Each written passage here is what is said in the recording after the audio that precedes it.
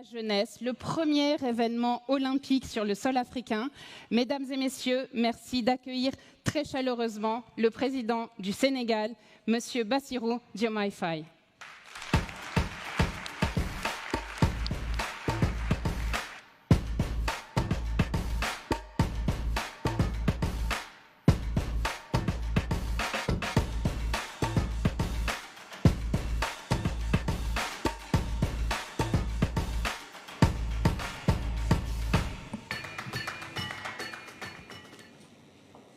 Excellences, Monsieur le Président de la République française, Monsieur Emmanuel Macron, chers collègues, chefs d'État et de gouvernement, Monsieur le Président du Comité exécutif du CIO, chers membres du mouvement olympique, Mesdames, Messieurs, je voudrais à l'entame de mon propos remercier le Président Emmanuel Macron et Monsieur Thomas Bach, président du comité exécutif du CIO, pour leur aimable invitation à ce sommet des Jeux du développement durable en prélude des Jeux olympiques Paris 2024. J'adresse à la France, pays hôte, et au mouvement olympique mes meilleurs vœux de succès pour ce rendez-vous de l'excellence sportive mondiale et de la fraternité humaine. En nous réunissant ici sous le sceau, sous la bannière de l'olympisme, nous faisons vivre toute la tradition antique de la trêve olympique, célébrant les idéaux de paix, de sécurité et de compréhension mutuelle entre les peuples. Cette tradition nous rappelle que le sport n'est pas que compétition. Il est aussi une humanité qui rassemble les peuples au-delà de leurs frontières et de leurs différences. C'est tout le sens de la résolution de l'Assemblée générale des Nations unies sur l'édification d'un monde pacifique et meilleur grâce au sport et à l'idéal olympique. Cependant, force est de constater que l'idéal olympique est aujourd'hui mis à rude épreuve par la tragédie de la guerre, de la violence sous toutes ses formes et des inégalités sans cesse croissantes au sein et entre les nations. Mesdames et Messieurs, ce sommet qui s'inscrit dans la continuité du pacte de Paris pour les peuples et la planète et la perspective du sommet de l'avenir en septembre prochain à New York nous interpelle sur l'urgence d'œuvrer de façon plus résolue à la réalisation des objectifs de développement durable. Inspirée par l'idéal olympique, notre rencontre devrait sonner le réveil des consciences sur les inéquités persistantes d'un ordre mondial historiquement dépassé. Si nous voulons que les choses changent, il nous faut changer les règles du jeu. Je pense à l'évasion fiscale, aux congés fiscaux abusifs et aux autres flux financiers illicites qui privent nos pays de ressources vitales au financement du développement. Je pense à la question lancinante du traitement juste et équitable de la dette ainsi qu'au système de notation biaisé sur l'évaluation du risque concernant l'Afrique. Je pense aux conditions inéquitables de la transition énergétique, quand certains partenaires interdisent le financement à l'étranger de sources d'énergie fossiles, y compris le gaz, alors qu'ils continuent d'utiliser eux-mêmes des sources beaucoup plus polluantes comme le charbon.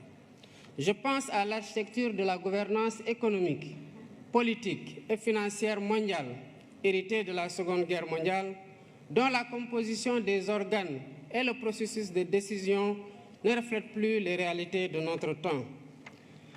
À maintes reprises et à juste titre, le secrétaire général des Nations Unies a alerté sur le risque de fragmentation d'un système international obsolète et non inclusif.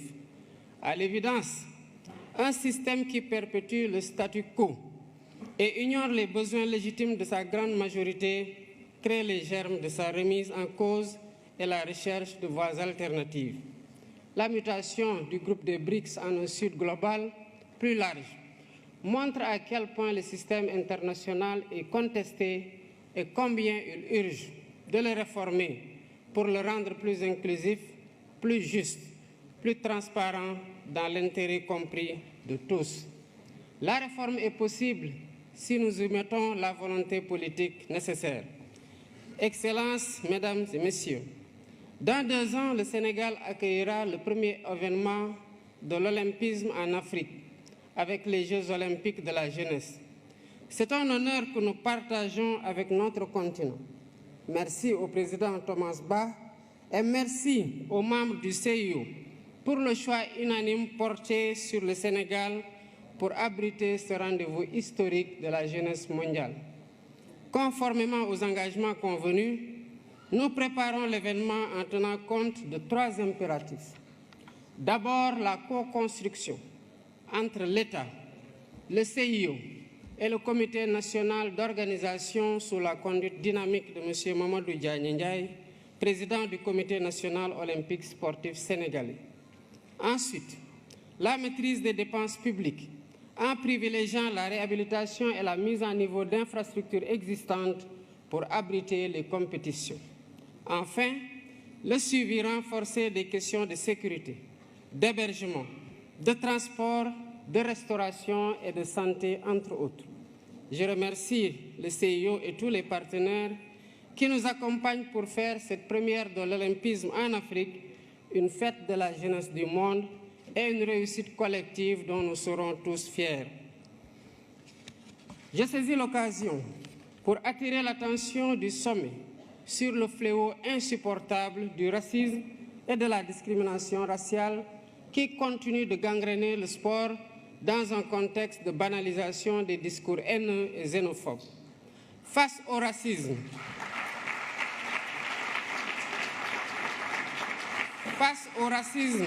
et à la discrimination raciale, nous devons rester debout et intransigeants. C'est ainsi que nous pourrons mieux protéger les valeurs cardinales de l'olympisme et célébrer ensemble sa magnifique devise « Citius, Altius, Fortius ». Je vous remercie de votre aimable attention.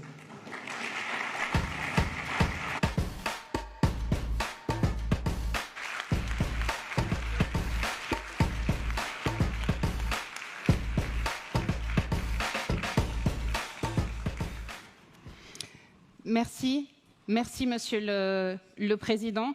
Pour clôturer